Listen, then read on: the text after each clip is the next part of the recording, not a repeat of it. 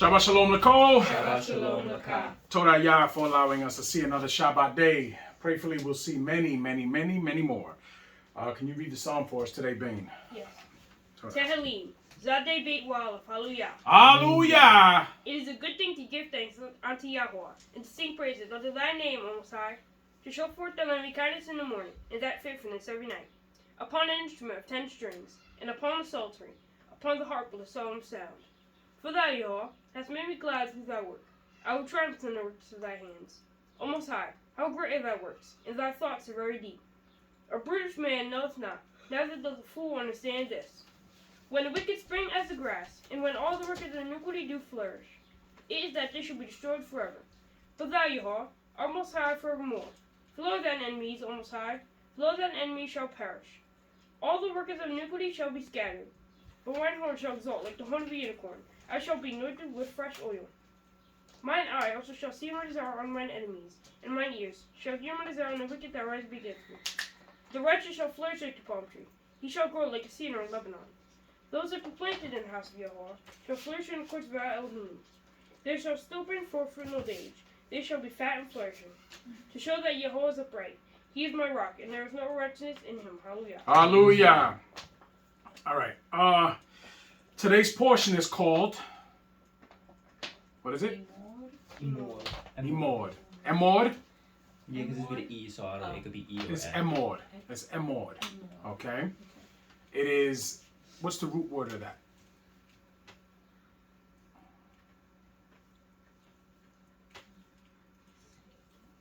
The root word, it should say it there.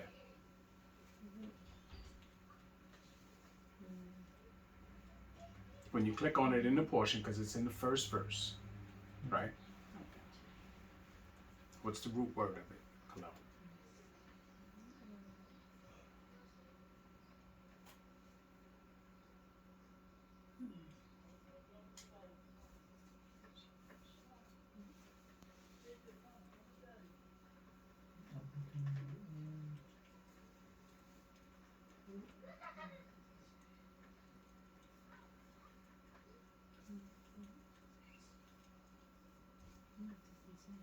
Yeah, it doesn't say the root word. It doesn't say the root word, but I'm gonna guess more.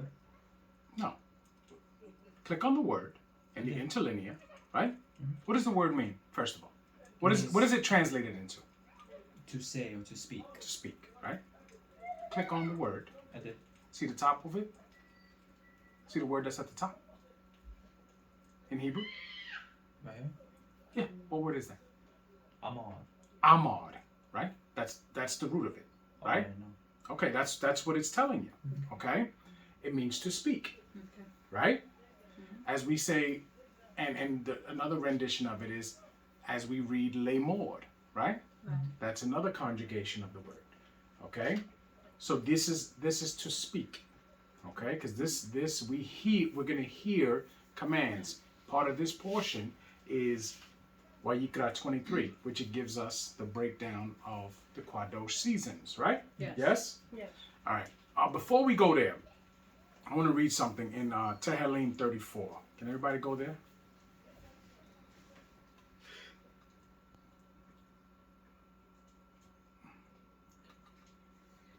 Are we there? Yes. I need you to let me know when you get there so that I don't have to ask you.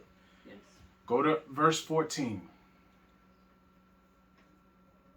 Okay.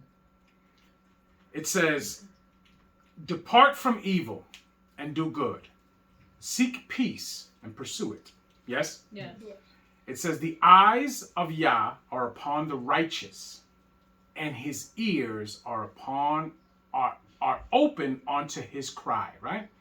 So now, when it says these are, the Torah we know is certain things are very poetic and metaphoric, right? Yes. But the eyes of Yah are upon the righteous, right? Right. It can also say the mercy of Yah is upon the righteous. Do you understand? Yes. And his ears are open unto his cry. What are his cry? What are the cries of the righteous? The prayers? Prayers. Yes? Right. Prayers, their fears, their frustrations, The face of Yah is against them that do evil. What's that? What's the face of Yah? Well, that's. His anger. Oh, His anger. Because clearly, we know wicked people that don't necessarily get death when they do things wickedly, right? yes. But clearly, their prayers are an abomination to Yah. Yes? Right. Because they've chosen to do other than what Yah says to do. Yes? Yeah. Okay. To cut off the remembrance of them from Aretz, right? Yes. So you see, the path of wickedness leads to what we know as certain death. Yes? Right. The righteous cry, and Yah heareth, and delivereth them out of all their troubles or tribulations. Yes? Yes. Yah is nigh unto them that are of a broken heart, and saveth such as be of a contrite spirit. Yes? Yes. That's talking about humility. And those that don't have guile or evil in their hearts towards others. You understand? Yes. Many are the afflictions of the righteous. Yes? Yes. So what does it mean? What is it telling you there? That the path of righteousness is not a smooth one. Yes? Yes. It's not a smooth one. You're going to be tested all along the way. Yes? Yes. That's the job. We see in the book of Eob, right? It says Eob was what? Perfect. Yes? Yes. Perfect. There was no guile in him. There was no evil in him.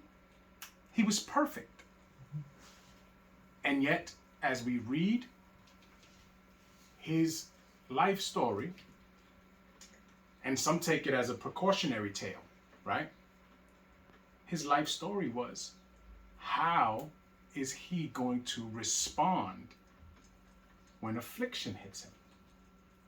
Right? Yes. And he responded the way a man that is considered perfect and righteous does. Even though everyone around him would have done differently. Right? Yes. Even his wife. Now it doesn't necessarily tell you she was wicked, but after she speaks to him, he calls her foolish. Yes? Yeah. And remember, she's coming from a different perspective, because the children that he lost, she also bore. So it's a different perspective. You understand? Yeah. She's speaking from a position of pain where she can't understand. He's dealing from a different side of it. You understand? Yes. So, but nonetheless, just because we choose righteousness and we choose the path that Yah has set for us, doesn't mean that path is going to be smooth. I wake up every day and I choose Yah. Every day. I go to bed every night and I choose Yah. But yet my days are filled with torment that I have to deal with, that I got to fight through. You understand? Yes.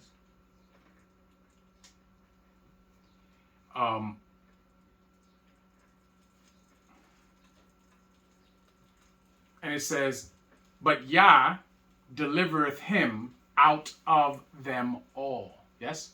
So the reward of the righteous is a redemption. Yes? Yes. And as long as we keep pushing forward and pushing forward and pushing forward and keeping Yah first and doing what is right, the end result is what we want. Because the end of those that choose otherwise is certain death. Do you understand? Yes. And when we talk about certain death, we know that there's two differences. You understand? There's some that sleep with their fathers for a time, and then there's some that we know are cut off from among their people. And this is what it's talking about. The remembrance of them shall be cut off from Aretz, right? Yes. We read, I think it was last week, where it talks about the man that lays with his uncle's wife, and they shall die childless. And I explained to you what that means. The remembrance of those individuals is no more. No more. We see it. If they had children, those children, as long as they're doing right, their line continues from them, starts from them. The remembrance of their father is gone. It's gone.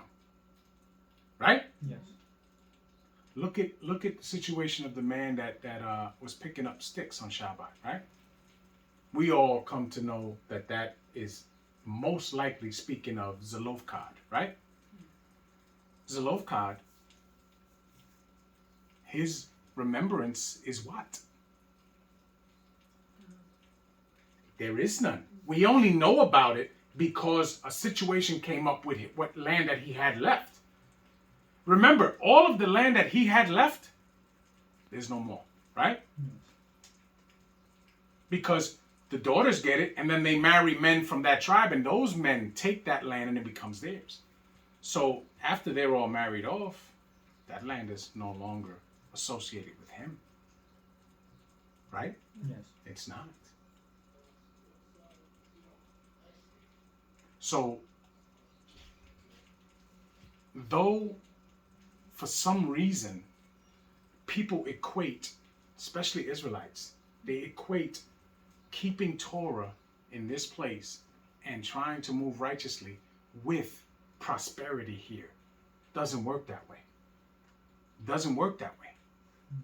We don't receive prosperity until this punishment is over. But this is the kicker. You cannot receive prosperity if you did not move in righteousness in the punishment.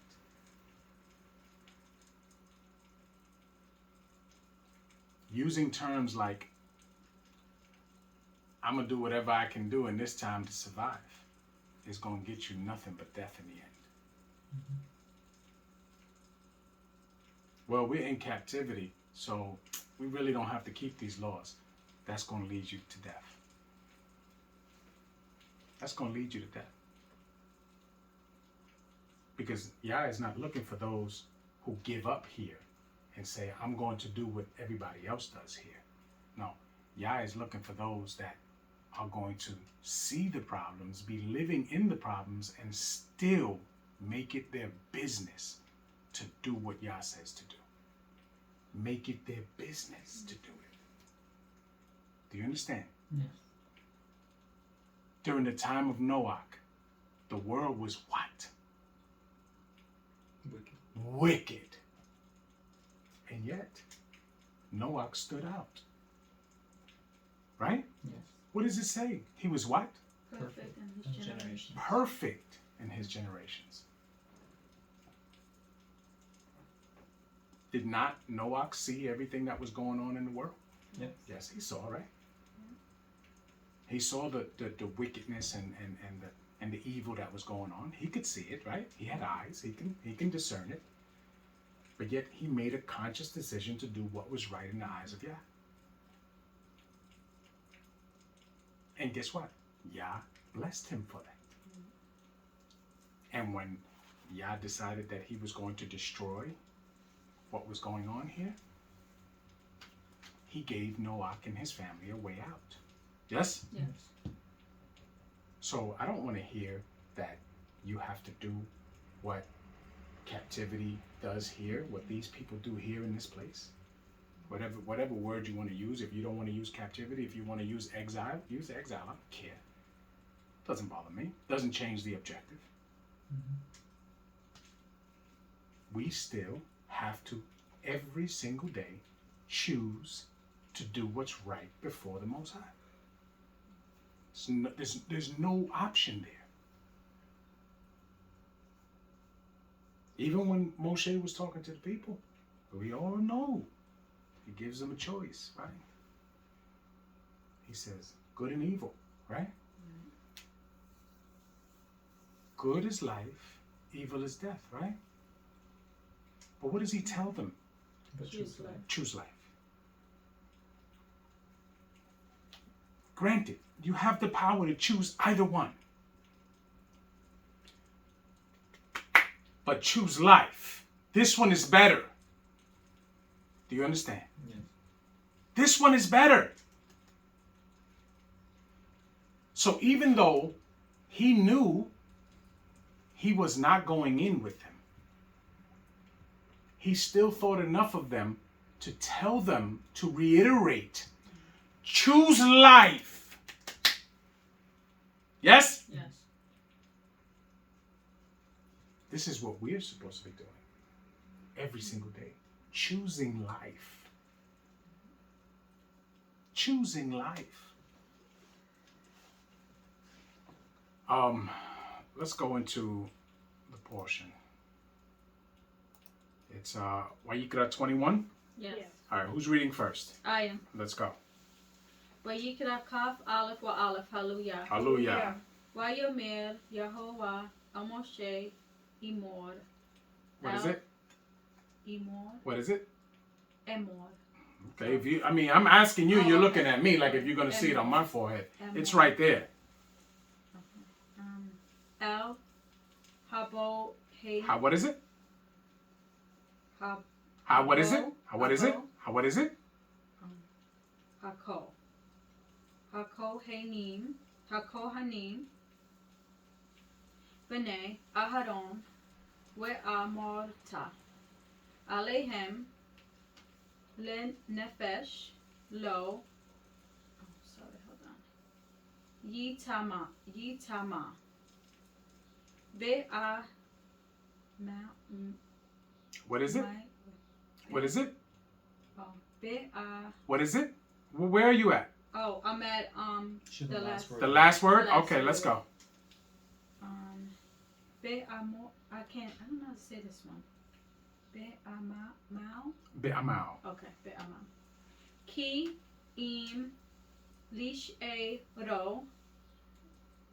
Haki hakwa ro. What?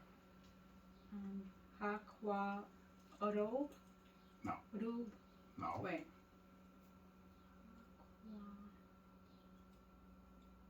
Finish it. I thought it was hakwa ro. That's it. That's Oh. what it is. That's not what you said before. Okay. Elau. Le emo. Emo. Oh, I'm sorry. It keeps. Ul abi. Abil. Okay. We'll leave no. Ul bito. Ul aki. Beto. Oh, bito. Okay. Ul aki. Q. I don't know how to say that together. How do I say You that? just said it. You just said it. Heel? Oh, okay. Heel. Heel. Heel. Okay. Wela a koto. What is it? Let me say it again. Wela a kotu. Kotu. Okay. Koto. Oh. Mm-hmm. Haptola. Mm-mm.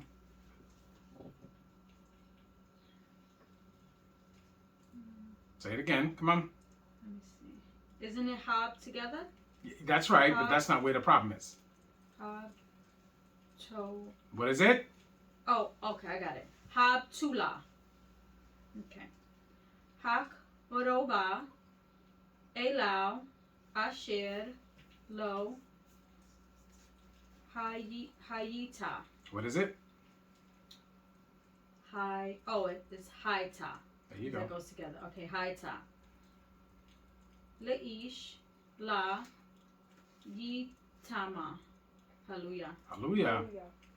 And Yah said unto Moshe, Speak unto the Kohanim, and the sons of Aharon, and say unto them, There shall none be defiled for the dead among his people, but for his kin that is near unto him, that is, for his mother, and for his father, and for his sons, and for his daughter, and for his brother. Now, what does that mean?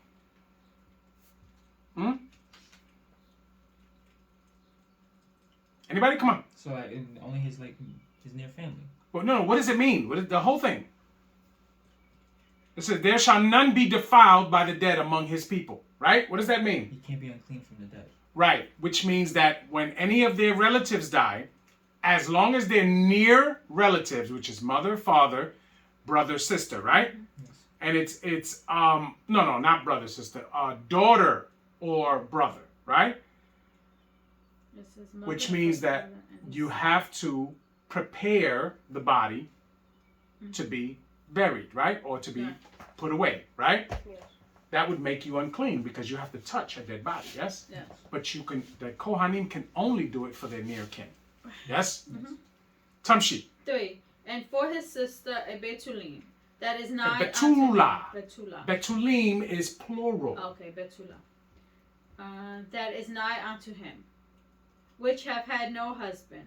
For her may he be defiled. Right. Only his sister who is not been married and she is still Betula.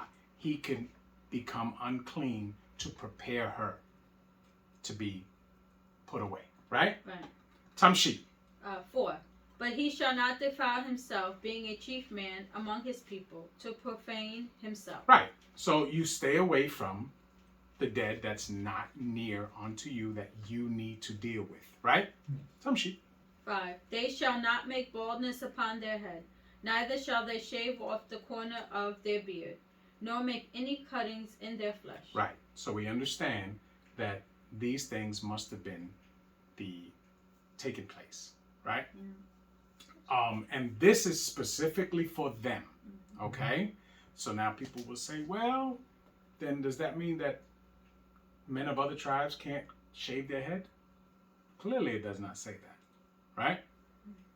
Tamshi. 6.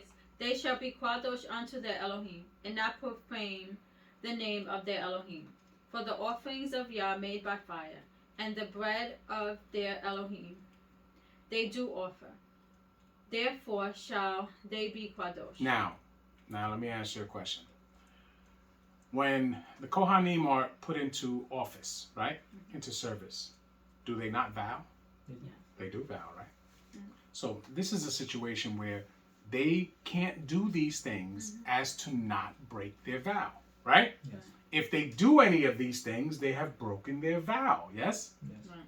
Tamshi. 7. They shall not take a wife that is a whore, or profane, neither shall they take a woman put away from her husband, for he is kadosh unto his Elohim. Now, the word here for put away is funny, the translation.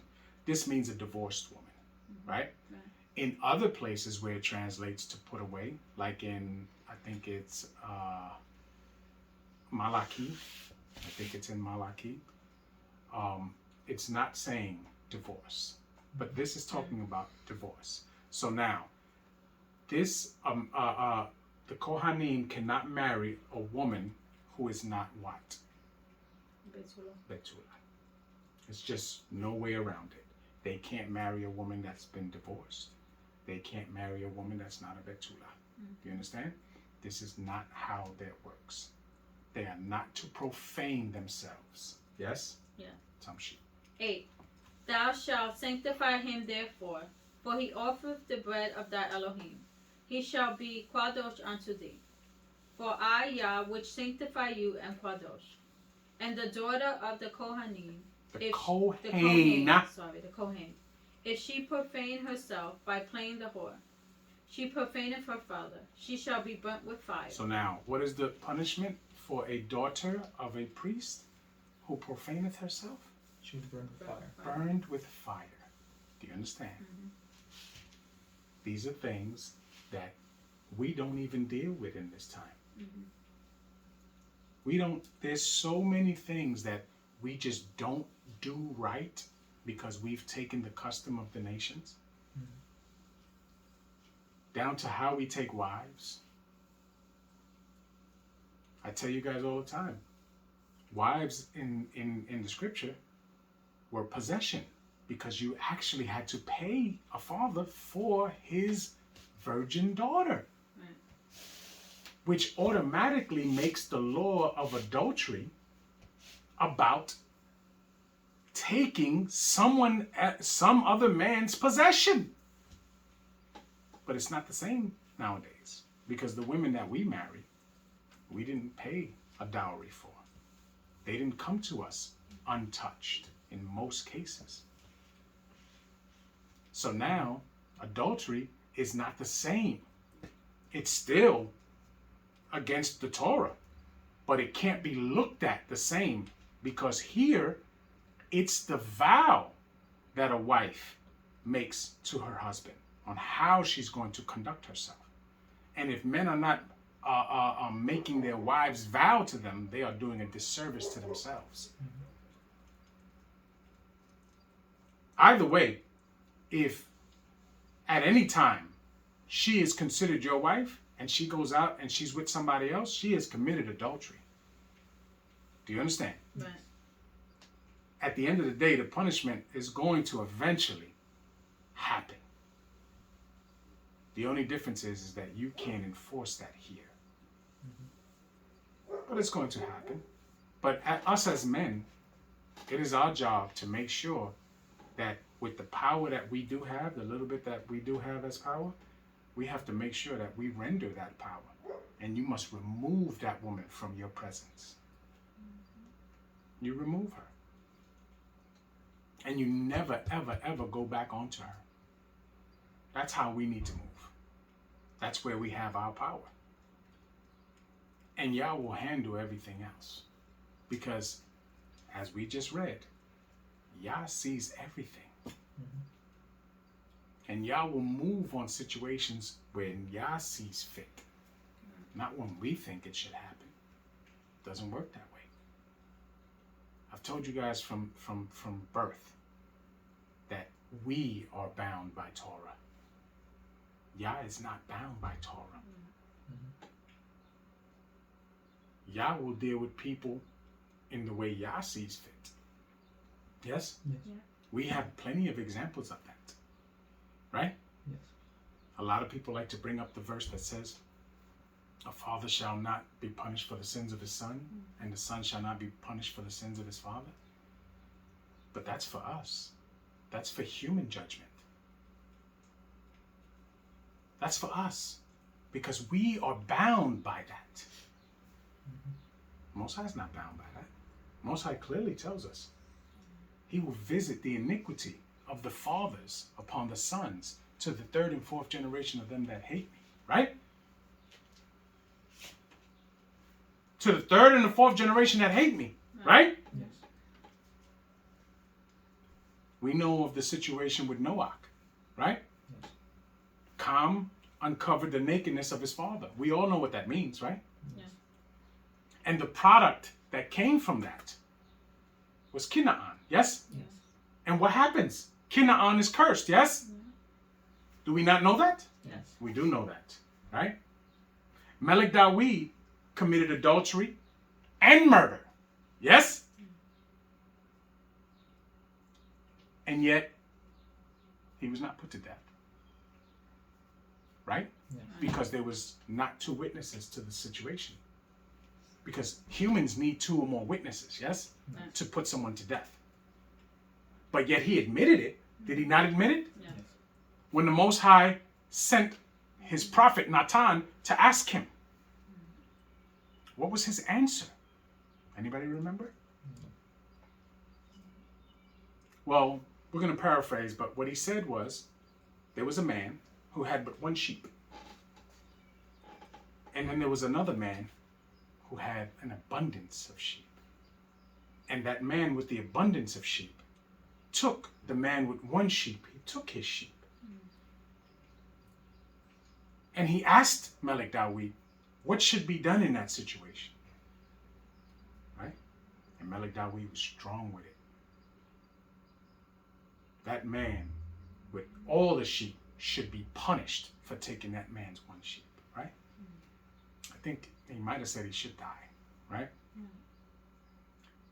And when Natan told him, you are that man, he automatically knew it, what he was talking about. Automatically knew it. So clearly, Yah knew what he had done. Yah knew that he committed adultery. Yah knew that he put Uriah in the front of the hottest battle so that Uriah could die. Yes? Yes. Yah knew it. But did Yah kill him at that moment? No, he did not. He gets punished. He doesn't get away scot-free. But Yah did not kill him for that. So clearly, Yah is not constricted by the Torah. Yah, the instruction, which is what Torah is for us. Yah doesn't need to be instructed. He's instructing us with this Torah. Do you understand? Yes. So, how Yah deals with situations, it's not for us to decipher. It's not for us to worry. It's for us to make sure that we choose Yah every day and move in righteousness so that when judgment does come, we are on the better side of it. Right? Yes. Tamshik. 10. And he that is the Kohen Hagadol among his brethren, upon whose head the anointing oil was poured, and that is consecrated to put on the garments, shall not uncover his head, nor rend his clothes. Neither shall he go into any dead body, nor defile himself. For his father... What he should not do? Defile? What? What did I say? Okay, no. I'm just reading how it was translated. That's a horrible translation. But go ahead. Oh, okay. Defile himself for his father or for his mother. Neither shall he go out of the sanctuary, nor profane the sanctuary, or his Elohim.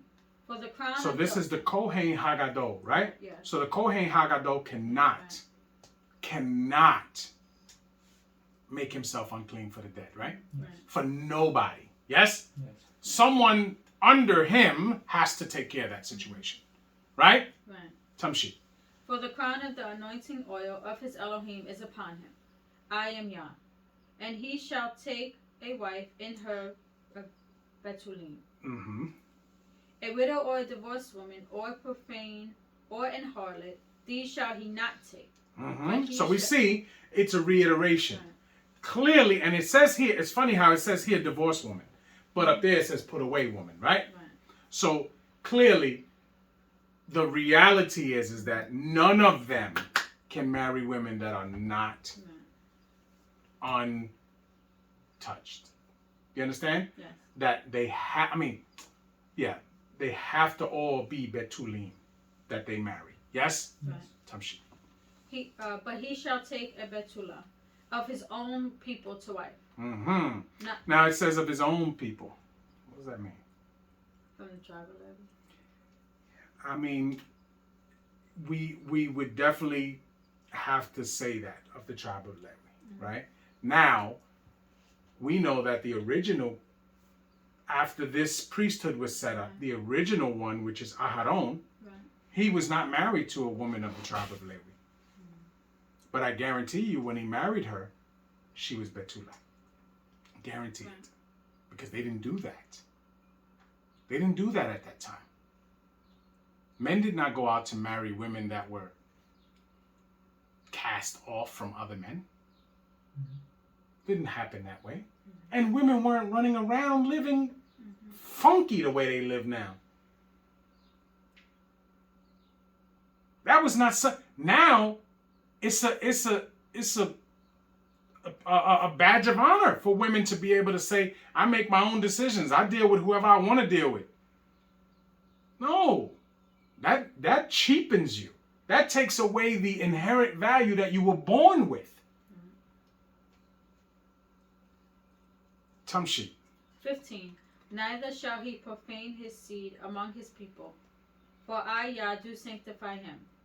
And Yah spake unto Moshe, saying, Speak unto Aharon, saying, Whosoever he be of thy seed in their generations that have any blemish. Let him not approach to offer the bread of his Elohim. Right.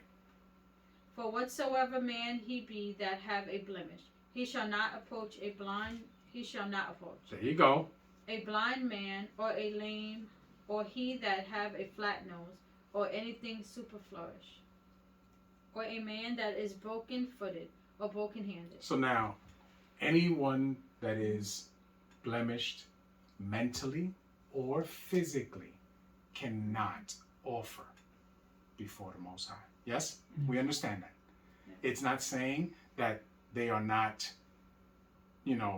part of the family of Lewi. It's not saying any of that. It's just telling you that the same way you can't offer a blemished animal, the person offering it can't be blemished.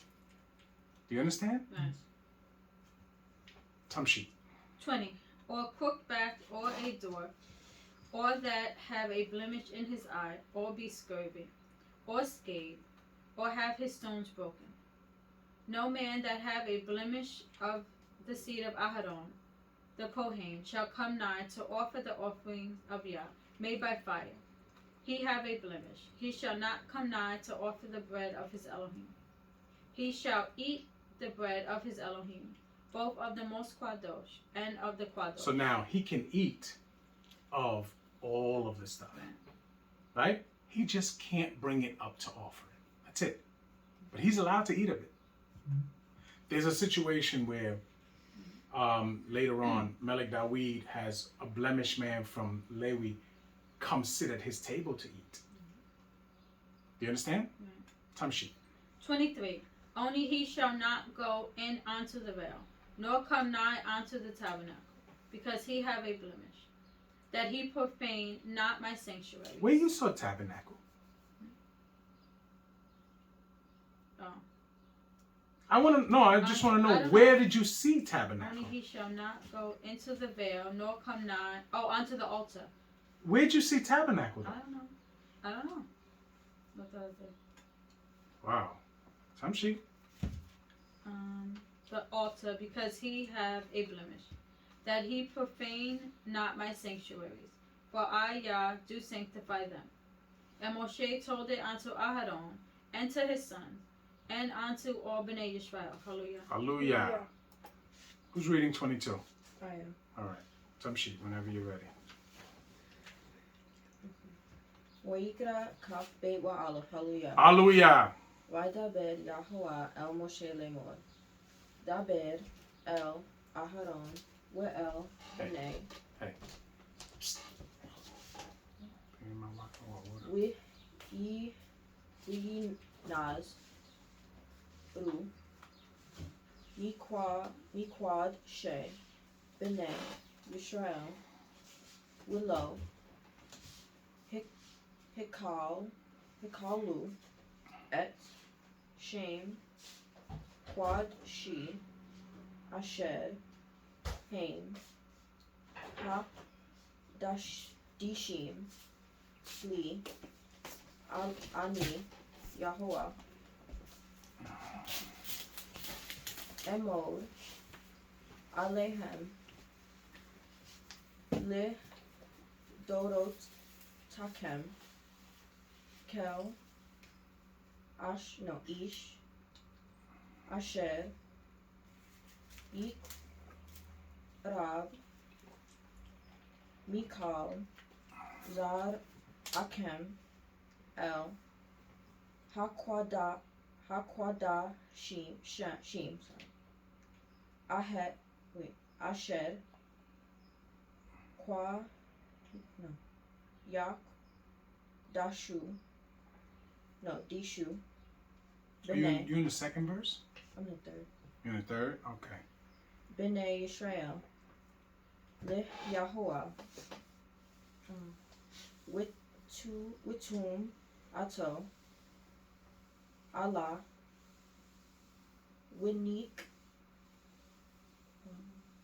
rita hanefesh hahi mal Pa or fa? Is it pa or fa? Fane. Fane. Ani Yahweh. Hallelujah. Hold up, let me just put that in this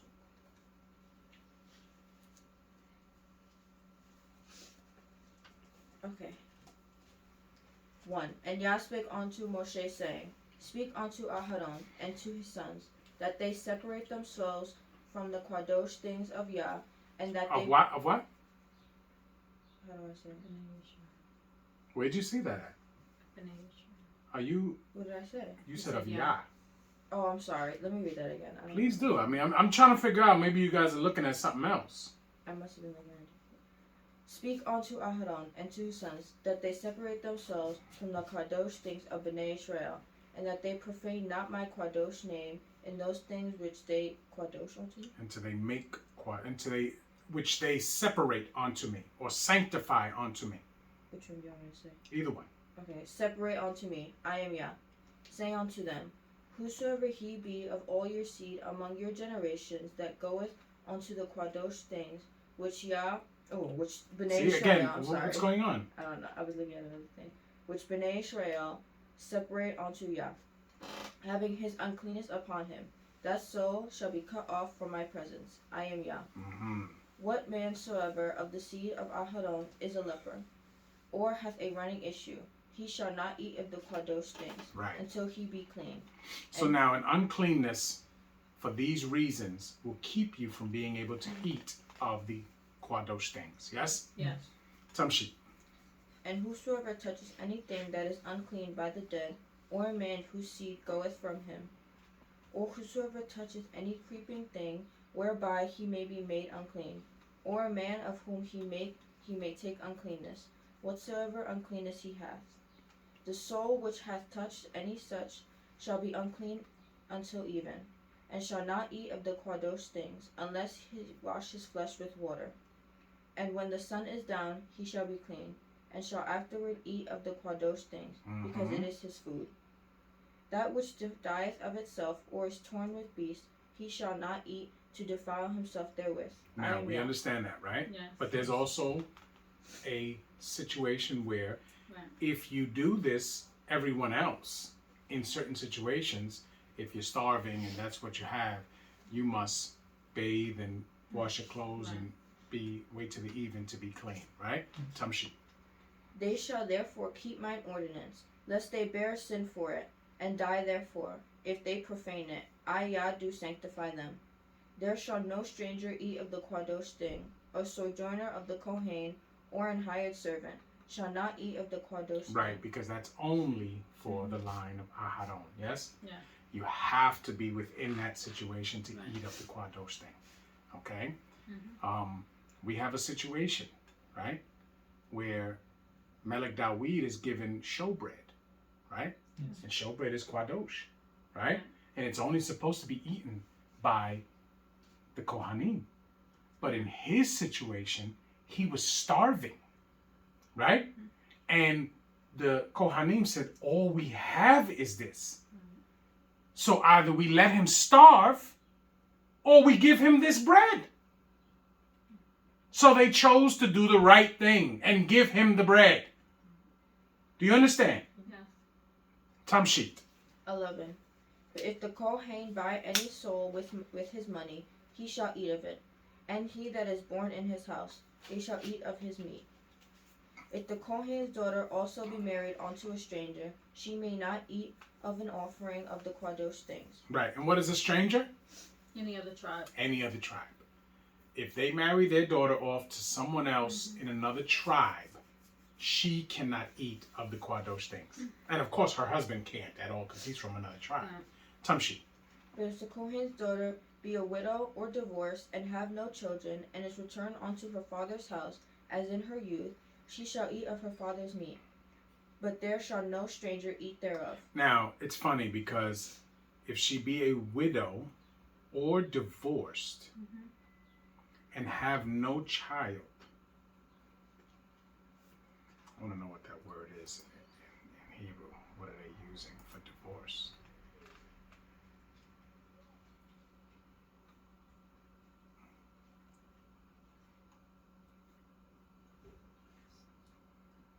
words. Garas.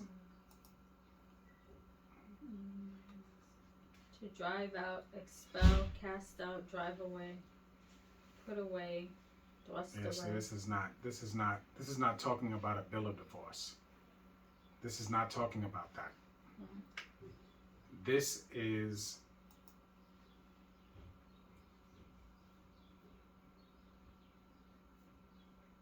because a bill of divorce means that she exemplified some uncleanness to the man. And we know what that word is ervat, which is something unseemly of the physical nature. Okay? So why wouldn't she this go under that? Right? Because it's not. You can't just Because this is not what it's talking about. Go into Devarim 24 and tell me what's the word that they use for divorcement there. It's in the first verse of 24. Yeah, I see. Click on it and tell me what's the word that it uses there.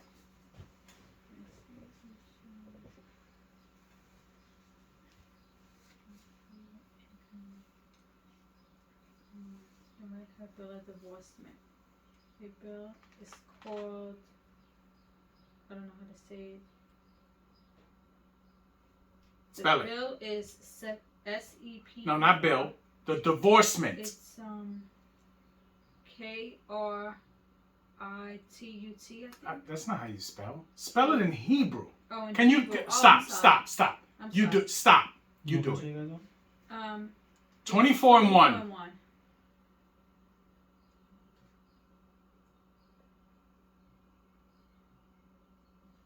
Wayekra 24:1? No, No. Devarim 24 and 1. Under divorcement, where it says bill Hey. of divorce. I have it from this point. Oh, okay. Divorcement.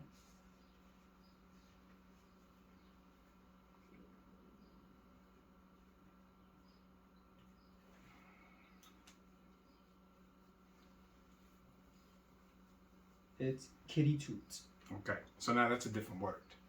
Okay, so this is I would tend to believe that if they're eating of it, means that what? Their marriages were never consummated. Do you understand? Because look at what it says. The word married is in italics, right? Yes. Which means what? That is not there. It doesn't show up in the Hebrew.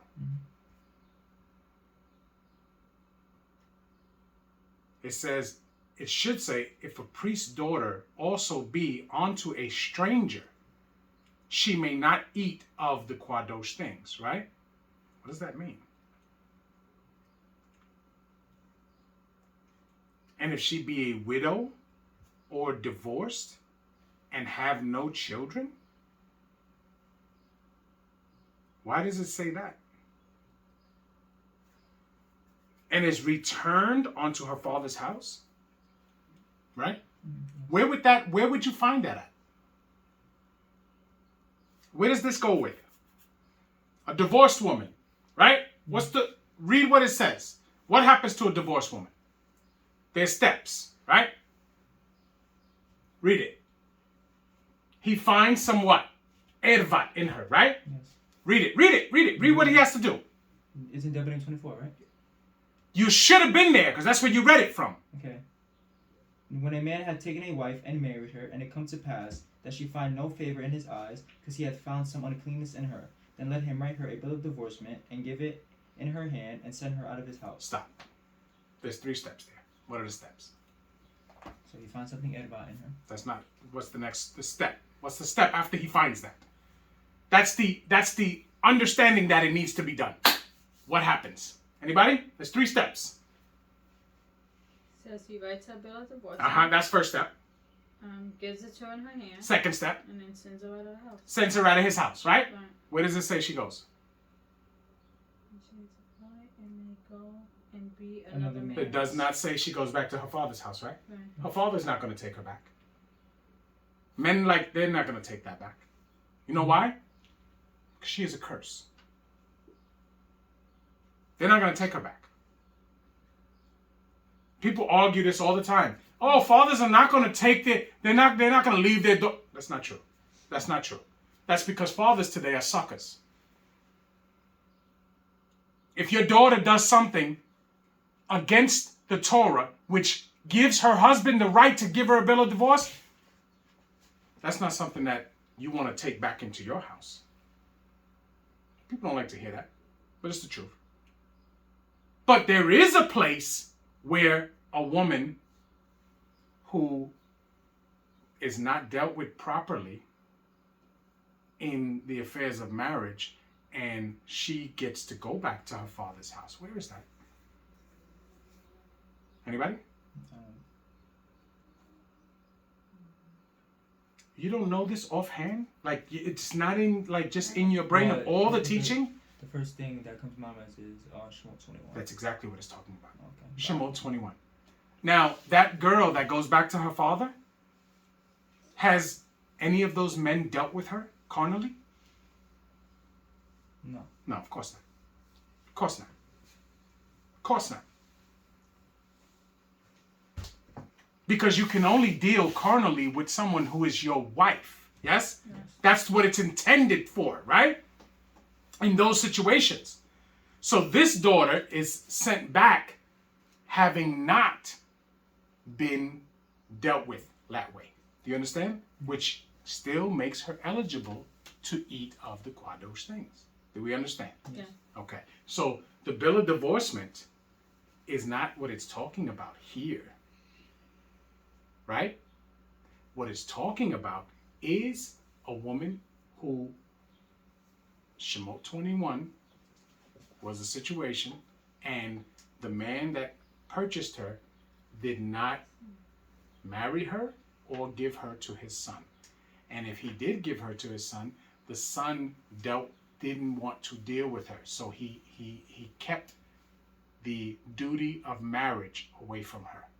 Do you understand? Mm-hmm. So she gets sent back. Do you understand? Yes. Okay. Tamshi. 14.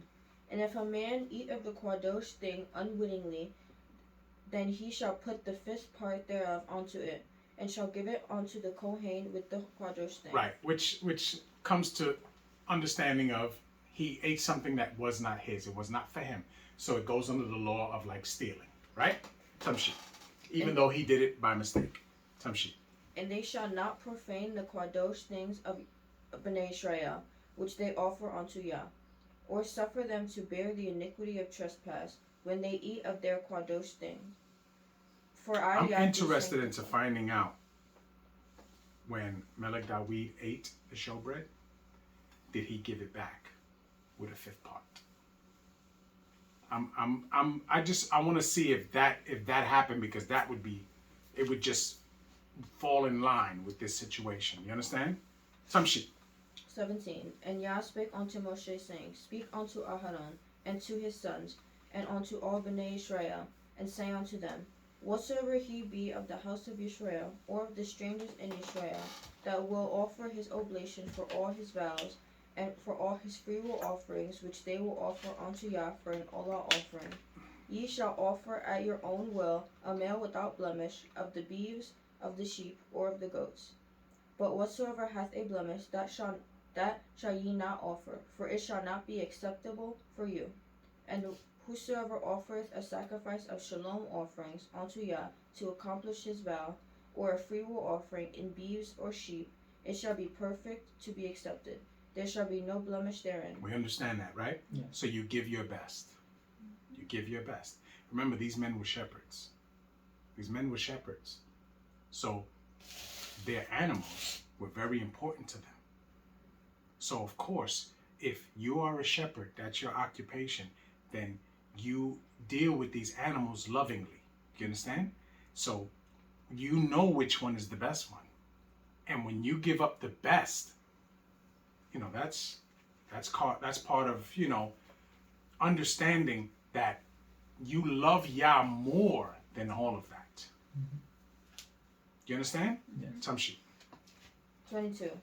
Blind or broken or maimed or having a wen or scurved or scraped or scabbed, Ye shall not offer these unto Yah, nor make any offering by fire of them upon the altar unto Yah. Either a bullock or a lamb that hath anything superfluous or lacking in parts, that mayest thou offer for a freewill offering, but for a vow it shall not be accepted. Ye shall not offer unto Yah that which is bruised, or crushed, or broken, or cut. Neither shall ye make any offering thereof in your land. Neither from a stranger's hand shall ye offer the bread of your Elohim, of any of these, because their corruption is in them, and blemishes be in them. They shall not be accepted for you. And Yah spake unto Moshe, saying, When a bullock or sheep or goat is brought forth, then it shall be 7 days under the dam, and from the 8th day and thenceforth it shall be accepted for an offering made by fire unto Yah. So now, this is what we talk about. There's always been an argument with that situation. Do not seethe a kid in its mother's milk, right? And people argue that it's talking literally about cooking the animal in its mother's milk, right? But we've also had an understanding that it's talking about the age of the animal. It actually is talking about when it is on its mother's milk, that it is unclean. So until it is grazing, it cannot be offered. If it cannot be offered, then it cannot be eaten, right? Yes. Because it is unclean to eat. Just like it says here, it is unacceptable. Tamshit. 28. And whether it be cow or ewe, ye shall not kill it and her young both in 1 day. And when ye will offer a sacrifice of thanksgiving unto Yah, offer at your own will. On the same day it shall be eaten up. Ye shall leave none of it until the morrow. So now an offering of thanksgiving has to be eaten that day, right? Yes. Tamshit. 31. Therefore shall ye keep my commandments, and do them. I am Yah. Neither shall ye profane my Kadosh name, but I will be separated among Bnei Israel. I am Yah which separate you, that brought you out of the land of Mitzrayim, to be your Elohim. I am Yah. Hallelujah. Hallelujah. Hallelujah. All right. Wayekra 23 is all the Kadosh days, right? Yes. The whole thing has nothing else after?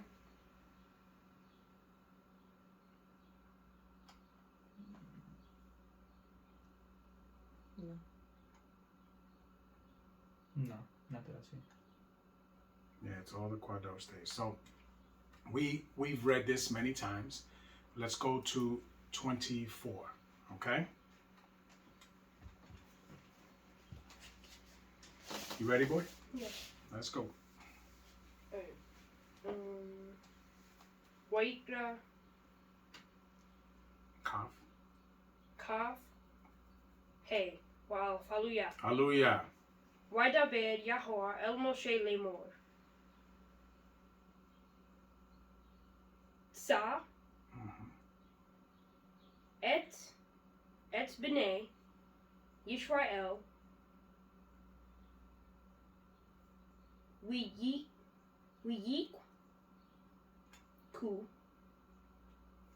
yiku Aleda What is it? Aleda Nope. That's a Kaf Sofit. Eleka. Eleka. Okay. Shemen. Mm-hmm. Zayit. Mm-hmm. Zak. Mm-hmm. Good. Katit. Katit. Mm-hmm. Lama or Mm-hmm. Good.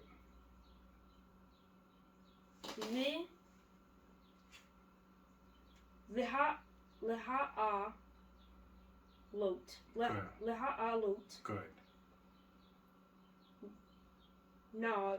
Ner. Ner. Mm-hmm. Tamid. Tamid, yes. Tamid. Okay. Good boy. D. What is it? Oh wait, no. Me. Ku. Finish it. Mikutz. Mikutz. There you go.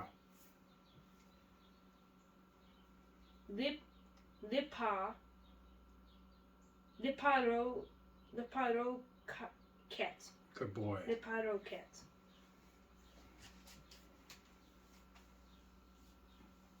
Ha'aro. Huh? No. Ha'edot. Doot. Ha'edut. Mm-hmm.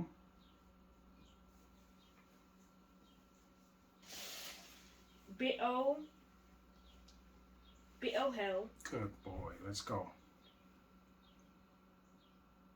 Mu'ed. Moed. Mo'ed. Right. Ya'arok. Yarok. Ya'arok. Mm-hmm. Oto. Mm-hmm. Aharon. Mm-hmm.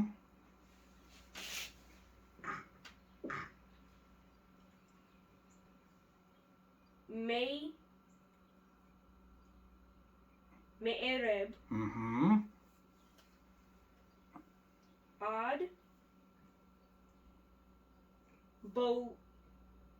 Boquer. Boquer. Good boy. Let's go. Lipne. Mm-hmm. Yahweh. Mm-hmm.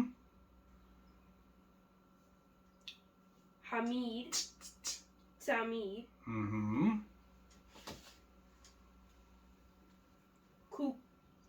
Kukwet. Kukwait. Kukwait. Or Kukwat. Kukwat, sorry. Okay. Mm-hmm. Olam. Mm-hmm.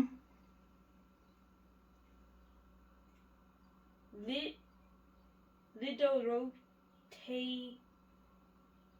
There you go. Good boy. Not bad at all. A lot more practice though, but not bad at all. Okay. And Yah spake What does unto Moses- ohel mean? I mean, what does olam mean? Anybody? Quick. Olam. Forever. Yes? Yes. Forever. Tamshi. And Yah spake unto Moshe, saying, Command Bnei Israel, that they bring unto thee pure oil olive beaten for the light, to cause the lamps to burn continuously. Without the veil of the testimony, in the tabernacle of the congregation, shall Aharon order it from the evening unto the morning before Yah, continually. It shall be a statute forever in your generations. He shall order the lamps upon the pure candlestick before Yah continually. And thou shalt take fine flour, and bake 12 cakes thereof. 2/10 deals shall be in 1 cake. And thou shalt set them in 2 rows, 6 on a row, upon the pure table before Yah. So now that's what's called what? Showbread. Showbread. Yes? Tamshi. Yes. 7. And thou shalt put pure frankincense upon each row, and it may be on the bread for a memorial, even an offering made by fire unto Yah. Mm-hmm.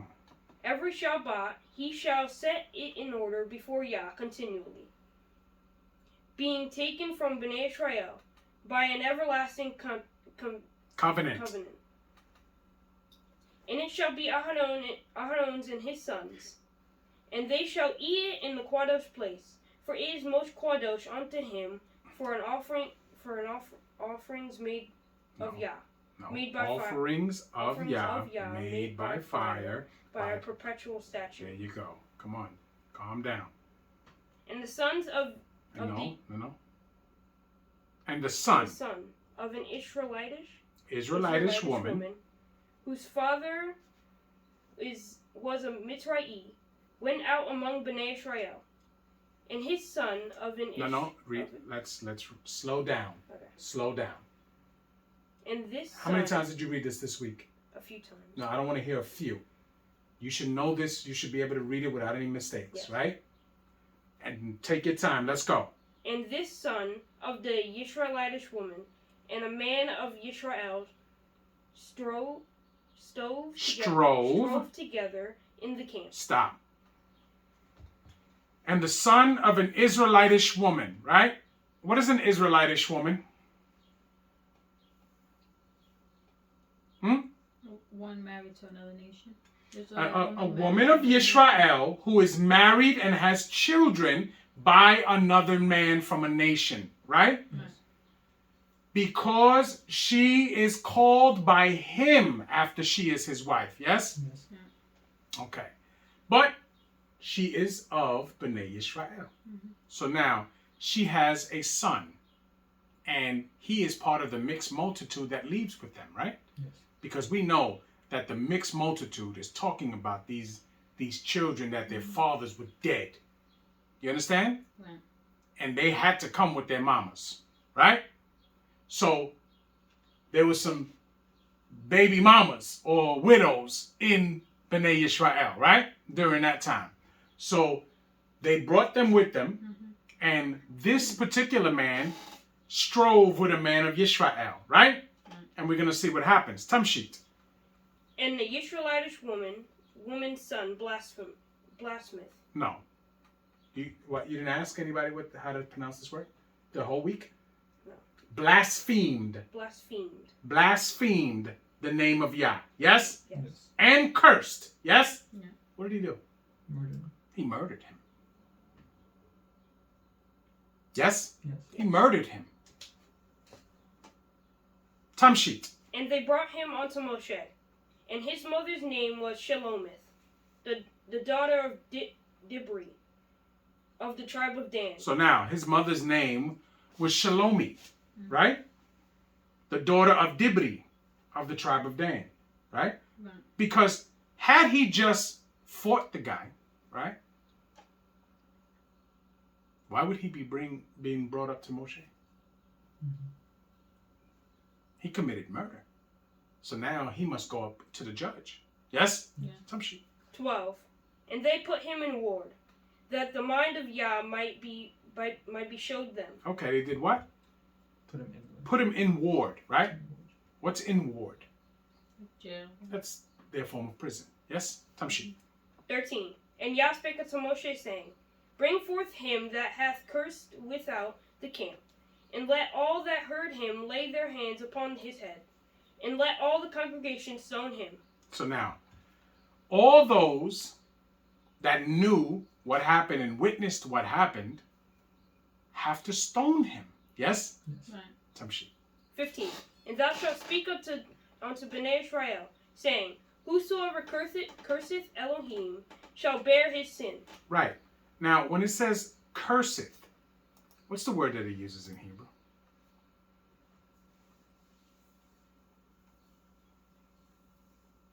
Qualeo.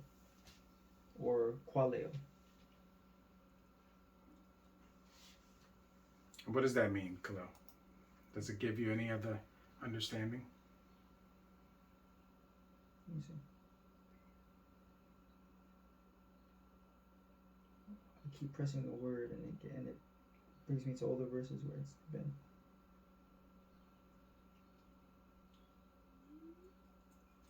Means to be slight, be swift, be a little account. Mm-hmm. So yeah. So to pretty much be one of a not righteous spirit. Yes? This is talking about an individual that's moving in wickedness, clearly. Okay? This is not a man that takes the words of Yah and applies them to his life. This is not that man. You understand? Yes. And also it says to be insignificant. Tamshit. Am I on 15 or 16? 16. 16. And he that blasphemeth the name of Yah, he shall Which means surely- what? Not reverence Yah. Do you understand? He who does not reverence Yah. We have many of those people. Tamshit. He shall surely be put to death, and all the congregation shall certainly stone him, as well the stranger, as he that is born in the land, that he blasphemeth the name of Yah. shall be put to death. And he that killeth any man shall surely be put to death. Stop. Put to death. He that murdereth any man shall surely be put to death. Yeah? Yes. So clearly, if you didn't know what it was talking about, now it's letting you know what it's talking about. It's letting you know what is being spoken about there. Tamshit. 18. And he that murdereth a beast shall make it good. No. Beast for beast. He that killeth a beast. There's different Oh. there. Killing a beast and murdering a man is different. Okay? Oh, okay. Tamshit. 19. And if a man caused a blemish in his neighbor, as he hath done, so shall it be done to him. Right. Which Breach- means what? Now, you think people are going around blemishing people? No. No. So what is it telling you? They're in a fight. No. What is it? It's telling you it shall be done to him. What does that mean? He has to help them. He must make restitution. Mm. He doesn't get away scot-free. Do you understand? Yes. Tamshi. Breach for breach, eye for eye, tooth for tooth. As he hath caused a blemish in a man, so shall it be done to him again. So now, it is telling you that just weights and balances. Yes? Yes. Just weights and balances. Tamshi. And he that killeth a beast, he shall restore it. And he that murdereth a man, he shall be put to death. You see the difference? Yes. Yes? Because the beast, you can get another beast for that person. But you murder a man, you cannot go get another man for that. Yes? Yes. You get put to death. You die for that. Tamshi. Ye shall have one manner of law, as well for the stranger, as for one of your own country. For I am Yah your Elohim.